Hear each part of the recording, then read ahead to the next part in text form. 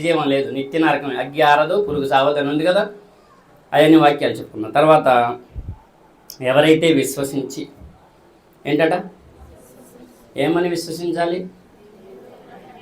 గట్టిగా చెప్పాలండి. దేవుని స్తోత్రం. దేవుడు ఒక్కడా, ఒక్కళ్ళు ముగ్గురా? లేదు, ముగ్గురు కలిపి ఒక్కడు. ముగ్గురు కలిపి ఒక్కడు చెప్తున్నారు కదా. ముగ్గురు కలిపి ఒక్కడా? అది సిద్ధాంతంలో దేవుడి అస్తిత్వంలో కాదు. అది మనకి తెలిసి ఉండాలి. ఏ మాటలైతే పరిశుద్ధాత్మ ద్వారా యేసుక్రీస్తు వారికి అందించాడో వీళ్ళందరికీ దేవుడు ఒక్కడనే తెలియాలి అని ఆదాము గారి కాడ నుంచి ఏదైతే సిద్ధాంతం ఉందో ఆ సిద్ధాంతపరమైనటువంటి విధానంలో ముగ్గురు కలిపి ఒకే మాట చెప్పడానికి దేవుడు నేను ఒక్కడని చెప్పాడు, పరిశుద్ధాత్మ దూత నేను దేవుడు ఒక్కడని చెప్పింది, యేసుక్రీస్తు వారు కూడా దేవుడు ఒక్కడని చెప్పాడు. ఈ యొక్క సిద్ధాంతంలో ముగ్గురు ఒకటి.